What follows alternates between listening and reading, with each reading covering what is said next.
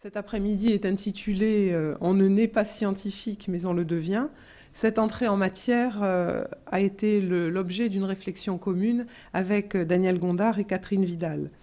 Alors, la première chose que j'ai faite, c'est d'aller regarder ce qu'on trouvait comme littérature sur l'éveil des vocations scientifiques. Alors, en 2007, il y a eu une enquête sur le sujet qui a été publiée sous la forme d'un livre. Et on a interrogé 300 scientifiques de disciplines différentes, des chercheurs, des professeurs, des jeunes, des moins jeunes, et sont ressortis les aspects suivants. L'intérêt pour les sciences est le résultat de plusieurs facteurs, mais la moitié des personnes interrogées mentionnent toujours en premier le rôle des parents, des proches, puis de l'école primaire. Plus tard, c'est une rencontre avec un professeur génial qui a changé leur vie. Et dans 55% des cas, un excellent professeur a joué un rôle essentiel dans cette vocation, parfois comme initiateur, parfois en renforcement d'un intérêt né dans la jeunesse. L'apprentissage de la démarche scientifique se construit tout au long de la vie et commence dès la petite enfance, donc dans la famille et à la crèche. Déjà tout petit, l'enfant, que ce soit une fille ou un garçon, expérimente dans ses jeux. L'encouragement de sa curiosité lui donnera la volonté de comprendre, tandis que la maîtrise du langage lui permettra de poser les questions et de formaliser les réponses. Plus tard, l'enseignement apportera les outils de l'expérimentation fondés sur des hypothèses de travail et formera à la démonstration par le raisonnement. Cet apprentissage permettra de maîtriser la démarche scientifique commune aux sciences humaines et sociales et aux sciences dures. Alors je risque de parler plus des sciences dures que des sciences humaines et sociales, et je vous prie de m'en excuser, mais mon expérience se limite plutôt aux sciences dures. Alors rien de tout ce que je viens de dire ne permet de penser qu'une différence puisse apparaître entre garçons et filles dans la construction d'un esprit scientifique. En plus, avec tous les progrès des neurosciences, Catherine nous en parlera tout à l'heure, on serait tenté, on aimerait bien croire que les idées reçues sur les différences biologiques entre les hommes et les femmes ont été balayées. Mais on ne cesse de réinterroger les nouveaux instruments pour étayer, au contraire, essayer de trouver quelque chose sur le cerveau qui mettrait en évidence les différences entre les hommes et les femmes. Alors, c'est toute la société qui est responsable de ce discours, et on le voit surtout à travers les médias et les magazines qui régulièrement titrent « Quelles sont les différences entre les hommes et les femmes ?» Et ces visions déterministes font le succès des ouvrages de certains psychologues peu scrupuleux qui prétendent expliquer, comprendre les problèmes de communication entre les hommes et les femmes à la lumière de ces différences. Alors, dans notre titre, il me semble que ressort tout de suite l'importance de l'acquis dans les comportements et la question de la part de l'inné et de l'acquis qui revient aussi régulièrement sur le devant de la scène. En tant que professeur de mathématiques, moi, je suis toujours confrontée à cette fichue histoire de boss des maths.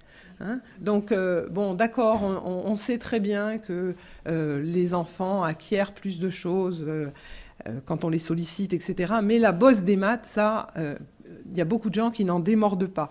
Alors moi, je trouve ça terrible, la bosse des maths, parce que si vous avez la bosse des maths, c'est pas la peine de travailler puisque vous avez la bosse des maths. Donc de toute façon, ça marchera bien.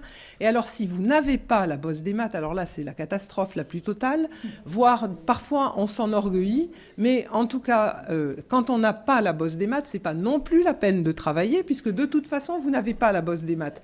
Donc on est coincé de toutes parts. Donc je préfère laisser de côté cette histoire de boss des maths. Et les parents, quand on les voit au début de l'année et que je fais des affirmations péremptoires comme ça sur la bosse des maths, me regardent tenter de se dire que j'ai peut-être raison et que si leur enfant faisait des efforts, il arriverait à s'en sortir ou elle arriverait à s'en sortir. Mais en tout cas, ça ne laisse personne indifférent, malheureusement, cette histoire de boss des maths. Alors, il est difficile de mesurer la part de l'inné ou quelle part prend l'inné. Mais en tout cas, ce qu'on peut dire, c'est qu'à la naissance, ça Catherine ne manquera pas de nous le dire tout à l'heure, seuls 10% de nos 100 milliards de neurones sont connectés entre eux. Et les 90% des connexions restantes se construisent progressivement au gré des influences de la famille, de l'éducation, de la société, grâce à cette merveilleuse plasticité cérébrale dont elle nous parlera. Dès la naissance, la famille s'adresse à l'enfant nouvellement né de manière différente suivant que c'est un garçon ou une fille. Un peu plus tard, les jeux proposés ne seront pas les mêmes. Les jouets des garçons sont des jouets qui permettent de développer leur imagination. Quant aux filles, on les maintient plutôt dans l'imitation. En tant qu'ouverture d'esprit et imagination, c'est quand même beaucoup plus limité. Et en ce qui concerne l'école, ça sera débattu au sein de la première table ronde, mais les enseignants, et je suis bien placée pour le savoir, nous sommes tous persuadés que l'école laïque républicaine est égalitaire.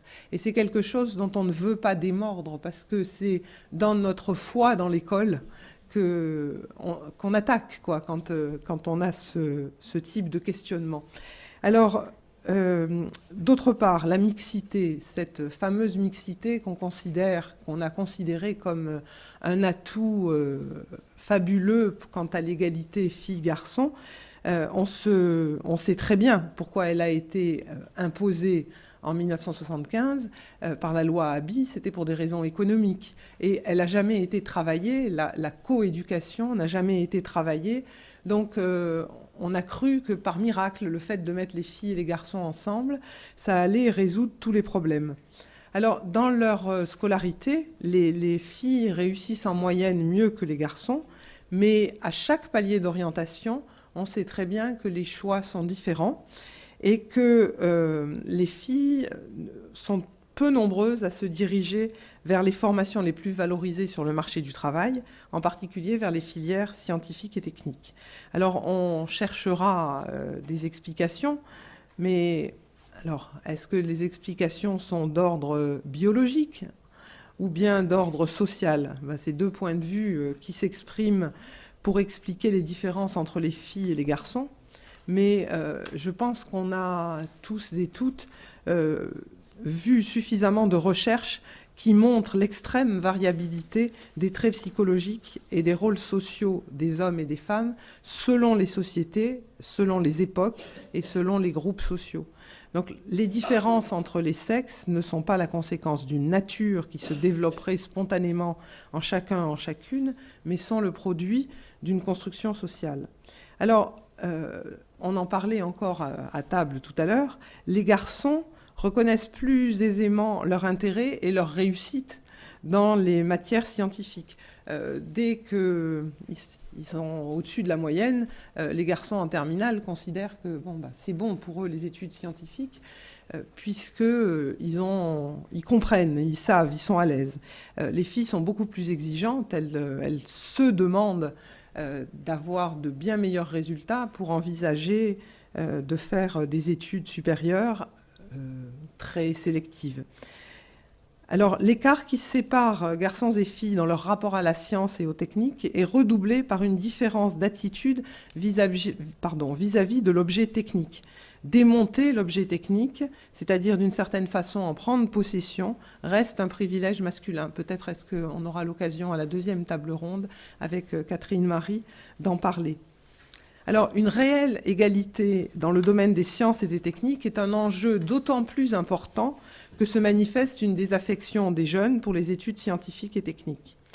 Alors, si on compare l'évolution, en 1996, 22% des bacheliers et bachelières issus de terminale S se dirigeaient vers des études supérieures non scientifiques, 22%. En 2008, on est arrivé à 31% qui se dirigent vers des études supérieures non scientifiques. Or, nous avons au contraire de plus en plus besoin de scientifiques et le nombre de domaines dans lesquels on en a besoin grandit très très vite. On est très inquiet. du manque de scientifiques, ne serait-ce que pour remplacer les ingénieurs et les chercheurs du papy-boom. Alors, l'Europe s'est prononcée en disant « Pour sortir renforcée de la crise économique et financière actuelle, l'Europe s'est fixé des objectifs à l'horizon 2020 de croissance intelligente grâce à une économie fondée sur la connaissance. Pour cela, la Commission recommande aux États membres de produire suffisamment de diplômés en sciences, en mathématiques et en ingénierie. Or, le vivier des femmes est aujourd'hui insuffisamment exploité dans les pays occidentaux. » Donc, puisque les jeunes, en particulier des garçons, ne veulent plus aller faire des sciences, allons chercher les filles.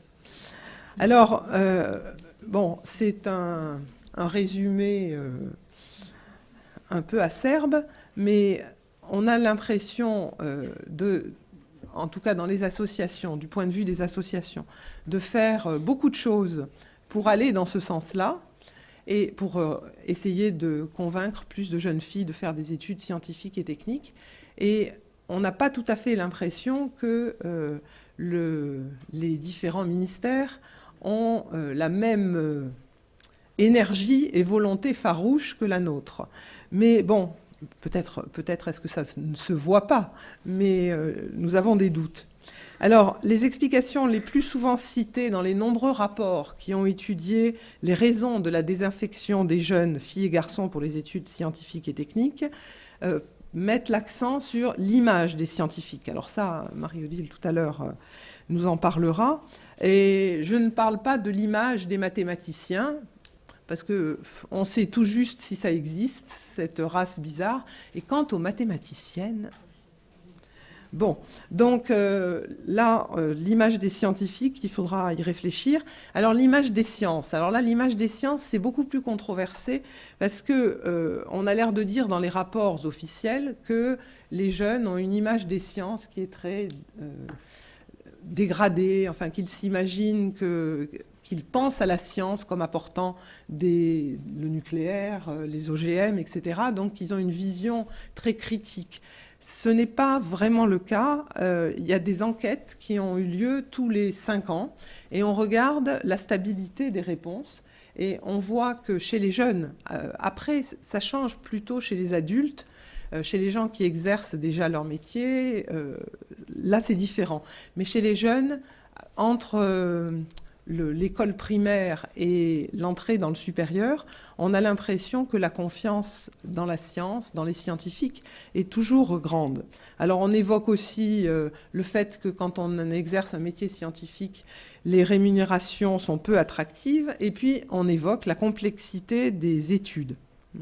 Alors en ce qui concerne la complexité des études, je me sens en tant que prof de maths très concernée, parce que on a le sentiment qu'effectivement, on fait des maths à pas forcer en terminale scientifique et la plupart de nos élèves, ceux qui ne sont pas forcément très aidés par le milieu familial ou par les petits cours que le milieu familial sait devoir leur faire donner, les élèves ont l'impression de ne pas être compétents, et en particulier les filles. Alors, je ne sais pas comment on peut imaginer que des jeunes qui ont le sentiment de ne pas maîtriser l'outil mathématique puissent se lancer dans des études scientifiques. Bon, je pense qu'il faudrait creuser par là. Ça n'a pas été du tout entendu quand on a essayé de sensibiliser les sénateurs et les députés avant que la réforme de 2010 soit mise en place en seconde et qu'elle monte. Alors, bon, si ce sujet vous intéresse, il y a une pétition qui a été signée par plusieurs membres de l'Académie des sciences et qui est en ligne sur ce thème en disant... en listant tout ce qui, dans la réforme, n'est pas raisonnable. Alors, on évoquera pour les tables rondes les freins. Donc là, ce sera des questions qui seront posées à tous les participants et participantes. Une chose à laquelle je tiens, en ce qui concerne les études scientifiques post-bac, on dit les filles ne veulent pas se lancer dans ces études parce qu'elles sont trop difficiles.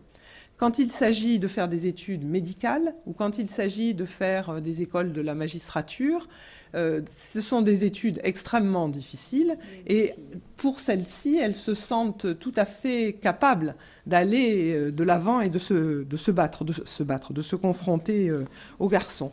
On verra que les éléments sur lesquels on peut essayer de travailler, c'est de la prise en compte des stéréotypes, de tous les stéréotypes autour des métiers scientifiques et que ça soit travaillé au niveau des lycées, au niveau des collèges, au niveau de l'école maternelle et l'école primaire, en insistant sur un besoin de formation de tout le personnel enseignant et tout le personnel qui gravite autour de ces domaines si importants.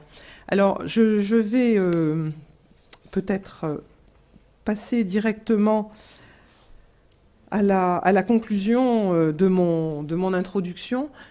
Toutes les personnes dans les 2 tables rondes auront l'occasion de revenir sur les freins que rencontrent les jeunes et en particulier les filles pour se lancer dans des études scientifiques. Je voulais juste terminer en disant que le travail que nous faisons dans les associations, on travaille beaucoup, Femmes et Maths, Femmes et Sciences et Femmes Ingénieurs ensemble. On va à la rencontre des jeunes, des filles et des garçons, mais c'est un travail extrêmement important pour que les jeunes femmes puissent avoir des modèles auxquels s'identifier. Parce que Marie Curie, c'est l'année Marie Curie. C'est génial, son histoire est extraordinaire, c'est très porteur. Mais quand on a 15 ans, qu'on a quelques difficultés en mathématiques et qu'on cherche des modèles auxquels s'identifier, il ne me semble pas que Marie Curie soit tellement porteur. Parce que c'est un peu prétentieux de se dire « Oh, 2 prix Nobel, c'est pas grave, moi je m'identifie à Marie Curie ».